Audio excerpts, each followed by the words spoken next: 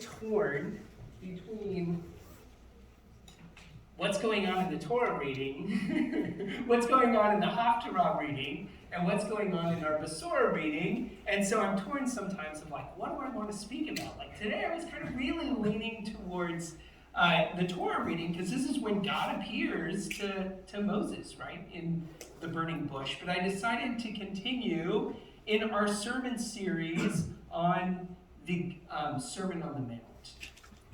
As most of you know, a few weeks ago we began unpacking the Sermon on the Mount, looking at it from its first century Jewish context. We discussed how Yeshua's 3-chapter-long sermon is really a halachic discourse, using halachic formulas and ideas common within the Second Temple period. We also discussed how Yeshua, as one man Israel, is an embodiment of the Jewish people, and that his life parallels Israel's experience. We also discussed how the Sermon on the Mount parallels the giving of the Torah on Mount Sinai. Today we are in the first half of Matthew chapter 7, which gives us snippets of Yeshua's teachings covering 4 primary themes. So these are the 4 themes that we're going to see in our reading this morning: of judging others, investing wisely, persistence in prayer, and respecting one another. So these are the 4 themes that we're going to see. And he begins with this idea against judging others. He begins in chapter 7. If you have your scriptures with you, you can follow along. He says, "Don't judge so that you won't be judged. For the way you judge others is how you will be judged. And the measure with which you measure out will be used to measure to you.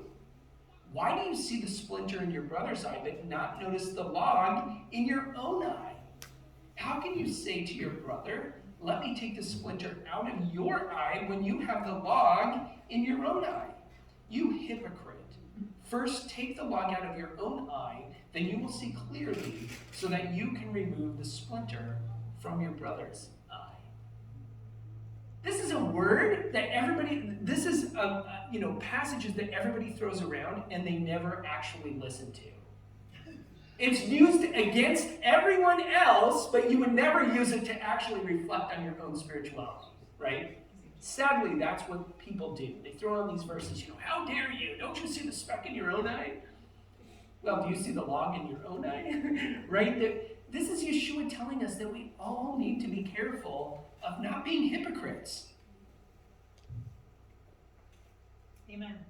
It's okay, I'm going to tell you you shouldn't judge, but it's okay if I do. Right? Because everybody knows what I say comes from God. So if I judge you, it's coming from God. Yeah, right. Be careful, Yeshua is saying. Because the measure with which you measure out will be the measure with which God judges you.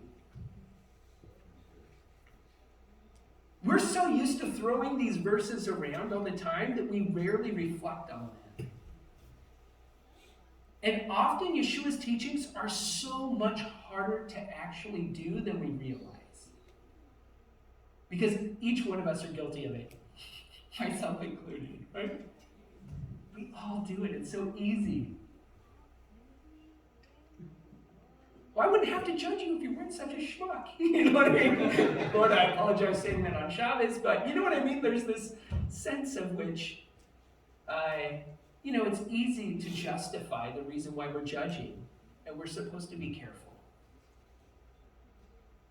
As they say, you've got to walk in somebody else's shoes, right? Walk a mile in somebody else's shoes so that you understand what it's like to be in the situation of that other person. In the Talmud, we find an interesting parallel to Yeshua's teaching, but attributed to Rabbi Tarfon. And it says, Tanya, that it was taught, Amar Rabbi Tarfon, Cheme ani im yesh, Adam bidor hazeh she'akol lehi cholach. Rabbi Tarfon said, I would be surprised if there would be someone in this generation who would be able to reprove. Meaning, is there anybody who even has an upright life to be able to reprove somebody else anyway? If someone said to him, remove the chip of wood from between your eyes, he would tell them, remove the beam from your own eyes. Although there is a parallel here that we see in the teaching between Yeshua and Rabbi Tarfon, the contexts are actually different.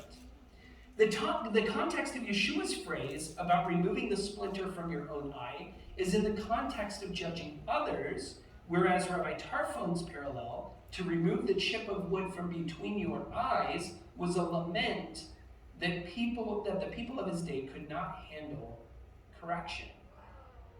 So there's two different contexts in which they're used.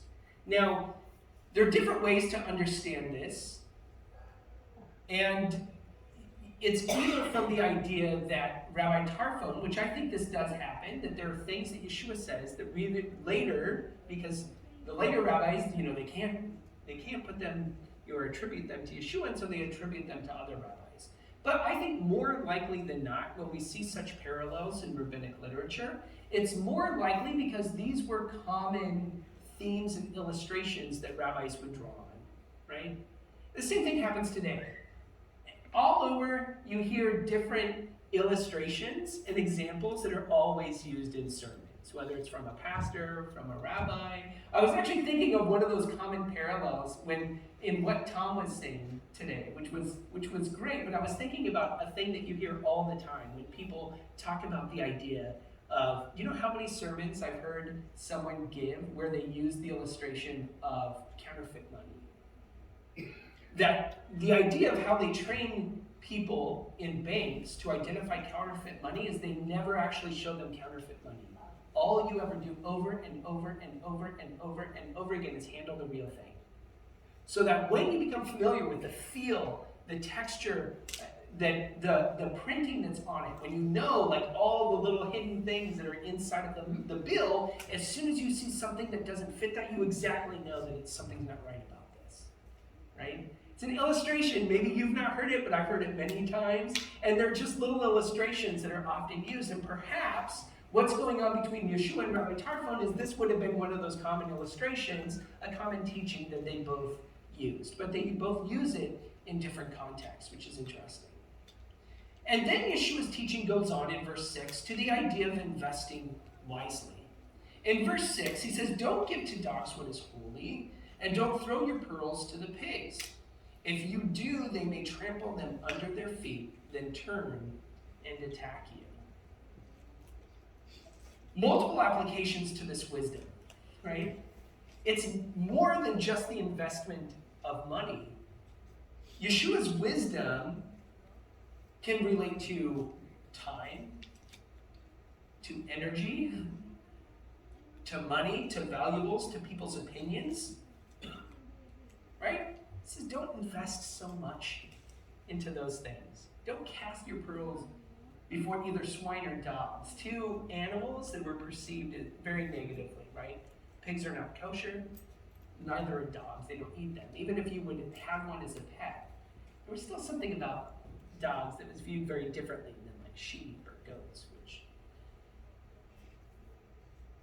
Yeshua's point is don't waste your energy on those who don't value it. This is important.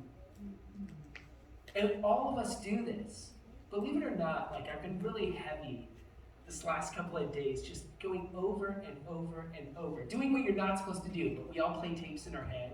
You hear a criticism and then you reset it over and over and over and over. Even if it's legitimate criticism, but believe it or not, I don't take criticism very well. I try to always say, oh, I'm open, I want to hear your thoughts.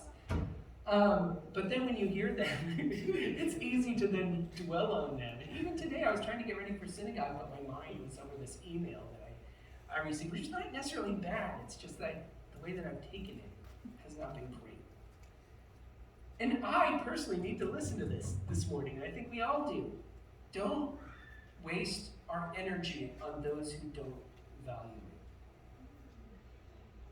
Now, what Yeshua's not saying is be dismissive to people, but there are some people, don't cast your pearl before swine. Some people either don't want to hear your opinion, are not going to appreciate what you do for them, they're not going to, you fill in the blank, right? That we all need to invest our time and our talents wisely. And that's what Yeshua is talking about. And it's interesting that this idea of investing wisely only takes up one verse. But then he goes on to something which I think is related, although a little bit different, but the idea of persistence in prayer. He says, beginning in verse 7, keep asking, and it will be given to you. Keep seeking, and you will find. Keep knocking, and the door will be open to you. For everyone who keeps asking receives. He who keeps seeking finds. And to him who keeps knocking, the door will be opened. Is there anyone here who, if his son asks him for a loaf of bread, will give him a stone? Or if he asks for a fish, will give him a snake? The rhetorical answer is, of course, no, right? So even though you are bad, know how to give your children gifts that are good, then how much more will your Father in heaven keep giving you things to those who keep asking?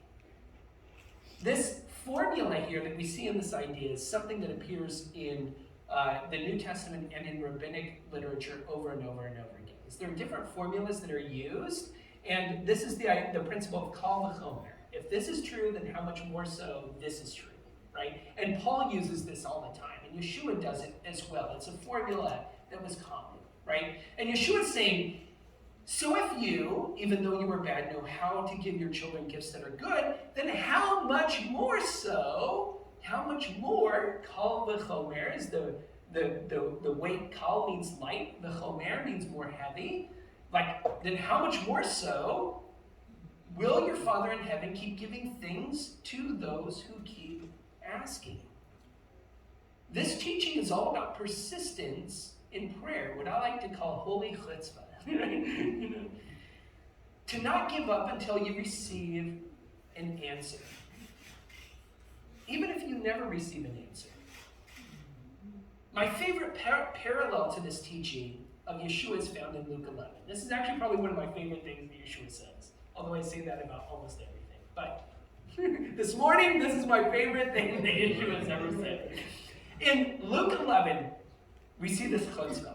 In the parable of the friend at night, which comes right after Luke's version of the Lord's Prayer. So the version of the Lord's Prayer in Luke is a little different than in Matthew. And right after that, Yeshua tells this parable. And I love it. And I think you need to see the sarcasm. We read the Bible way too seriously. And often, especially in translation, we lose the nuance, the sarcasm, sometimes the humor that is going on. I want you to see that Yeshua isn't dry and serious all the time. And he said to them, suppose one of you has a friend, and you go to him in the middle of the night and you say to him, friend, lend me 3 loaves of bread, because a friend of mine who has been traveling has just arrived at my house, and I have nothing for him to eat. Now the one inside may answer, don't bother me, the door is already shut, my children are with me in bed, I can't get up to give you anything. First of all, there's an exaggeration here, right? Like somebody who is just supposedly a friend or a neighbor, and you would do nothing for them? Really? Like they came to you in the middle of the night, this isn't, unless it's a common occurrence, then you would definitely tell this person what's up. But it sounds like this person really is in need. There's somebody coming over, I don't have any bread, can you please help me? And the person is like, no thanks, I've already gone to bed. Although, there's a tendency that most of us would do that maybe. But I think there's an exaggeration here of what Yeshua is saying. Now, the one inside may answer, don't bother me, the door's already shut. My children are with me in bed, I can't get up to give you anything. I think there's a little bit of an exaggeration here. And then Yeshua says, but I tell you, even if he won't get up because of the man is his friend, yet because of the man's chutzpah, he will get up and give him as much as he needs. Moreover, I myself say to you, keep asking and it will be given to you. Keep seeking and you will find. Keep knocking and the door will be open to you. Right? Yeshua says here, the person will eventually get up, not because he's your friend, but because he wants to shut you up. That's what it says, right? It says that he doesn't get up because he's your friend. He gets up because you won't stop knocking and pestering him and nudging him and telling you to leave you alone. And Yeshua said, that's the way we're supposed to be. If you don't get your answer, I need that bread. Yeshua is saying, in a way, God is like that. That's what he's saying. Do you understand what he's saying? He's saying, keep knocking, and the door will be open to you. Keep seeking, and you will find. There's this sense that Yeshua is saying, don't give up until you get what you're seeking. That might not be what we're looking, the answer that we get, if we get an answer at all, might not be the one we're looking for. But that's not the point. The point is not that we get everything that we want. The point is, don't give up. When you're seeking God, don't give up. Be persistent. Keep knocking. And then it goes on in the next verse. Always treat others as you would like them to treat you. This sums up the teaching of the Torah and the prophets. Yeshua often, and this is one of those examples, in which he'll summarize all of the Torah. Right? Because we all know that there's a lot of teachings in the Torah, right? And the rabbis even say that there are 613 mitzvot in the Torah, 248 positive commandments and 365 negative commandments. What I mean by positive and negative is, positive is do this. Negative commandments are don't do this, right? So there's a lot there. And every rabbi, not necessarily every rabbi, but many rabbis often would summarize what is the essential mitzvot in the Torah, right? Yeshua does this when he talks about, and which he's going to say, in this idea he goes on, in which he says, always treat others as you would like them to treat you. This sums up the Torah and the prophets. Where does Yeshua get this? In another place in the New Testament, he uses the idea, this is in Mark, I believe chapter 10, in which he's asked, Rabbi, what is the greatest commandment in the Torah? What's the greatest mitzvah in the Torah? And Yeshua actually gives them two, right? He says the Shema Yisrael, Adonai Eloheinu Adonai Echad. Listen, Israel, the Lord our God, the Lord is unique or alone or one. We have to translate it. And he says, and, then he adds the first line of the Ve'ahavta et Adonai Elohecha, you shall love the Lord your God with all your heart, with all your soul, and all your might. But then he adds another thing. And he said, and Ve'ahavta l'ra'echa kamocha, love your neighbor as yourself. This sums up, right, the Torah and the prophets. Where does he get this idea that everything boils down to those two things, the Ten Commandments? In Yeshua's day and age, when you recited the Shema, you also recited the Decalogue, the Ten Commandments, which we don't do anymore. Most, at least in European traditions, this fell out of common practice in the Middle Ages. But in Yeshua's time, when he's quoting the Shema, everybody would have been familiar because they also, during that section, would have recited the Ten Commandments. And the Ten Commandments boil down to two things, two tablets. The first tablet, I've taught this before, is between us and God, right? The second half of the Ten Commandments, the next tablet, is between us and our fellow person, right? And so it all boils down to love God, love one another, the rest is commentary, as they say. Right? So Yeshua is doing something in which he's summarizing. He's not saying none of the rest of the mitzvot matter. What he's saying is that really these encompass all of them. Even in Exodus, there's still a boiling down that the rabbis say that all 613 commandments are boiled down into the 10, and all the 10 are boiled down into the very first one. I am the Lord your God who brought you out of the land of Egypt. Right? And from there, as they say, the rest is commentary. In verse 12, Yeshua gives a summary of the entire Torah with what has often been called the Golden Rule. Dr. David Stern notes that the Golden Rule can be found in Jewish writings as early as the apocryphal book of Tobit, where it says, what you hate, do to no one. So Yeshua is quoting like common biblical teachings. One of the most famous and similar parallels to Yeshua's Golden Rule is a famous story in the Talmud comparing Hillel with his contemporary Shammai, whom they lived just before and during the time of Yeshua, although the recording of this teaching is much later. And most of you have heard this story before, where it says, a pagan once came before Shammai and said to him, "Make me a proselyte, but on the condition that you teach me the entire Torah while I stand on one foot." And Shammai drove him off with a stick, which he had in his hand, basically saying, "You fool, nobody can learn the entire Torah while you stand on one foot." But the man then went to Hillel, who was known to be much more generous, much more merciful in the way that he applied the Torah. And the man went to Hillel and made the same request. Basically, teach me the Torah while I stand on one foot, and if you do, I will become a convert to Judaism. I'll become a proselyte. And Hillel responded, "What you find hateful, don't do to your neighbor. That is the whole Torah. The rest is commentary. Go and learn it." And according to tradition, that this person then went, converted to Judaism, and then became a very righteous teacher in Israel. But you see the same idea, right? That what you find hateful, Yeshua puts it in the positive. Hillel's teaching is in the negation, right? Instead of do to others, you would have them do unto you. Hillel's is the negation. What you find, hateful done against you, don't do it to somebody else. But it's the same idea. The rabbinic parallels of Yeshua are actually much later. Two Yeshuas from the Talmud are much later. And they could either be, as I mentioned earlier with the other teaching, they could either be a reattribution of the teaching or a common parallel that was common among early rabbis. And I think, again, the second is probably more likely.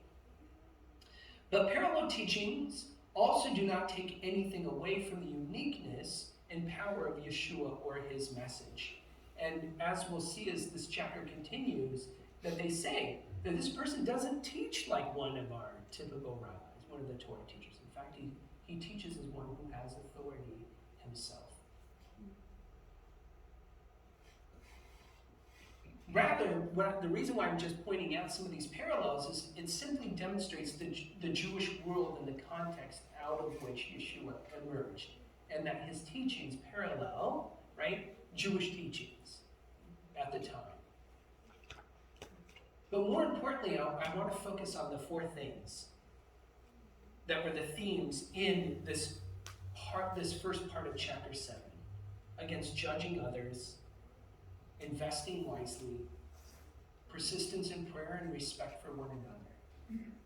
If we would do those four things, it would be good. Not just good in just like a generic sense, but we would do well to follow these instructions. As individuals, as a community, right? To be careful on the way that we judge one another, to grant all people a little bit of mercy. Elia, what you said this morning, not really, I'm being joking, but it really hurt me. Maybe you're having a bad day or whatever, so I want to give you the benefit of the doubt, but I want to let you know that what you said really hurt. And she'll probably respond, "You know what, I'm so sorry. That's not what I meant. If I was a little short with you, it's because of yada, yada, yada," right?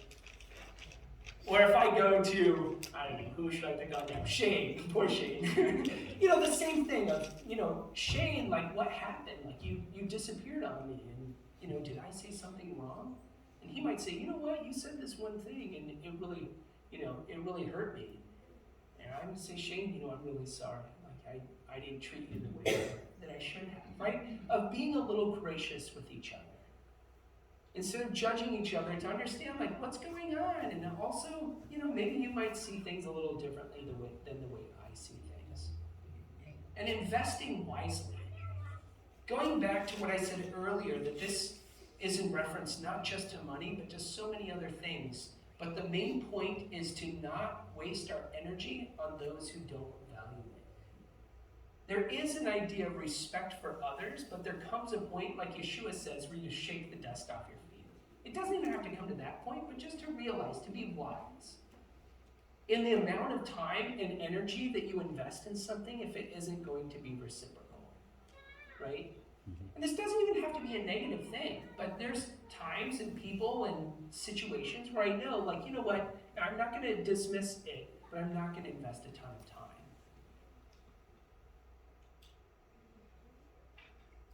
Persistence in prayer. Don't give up.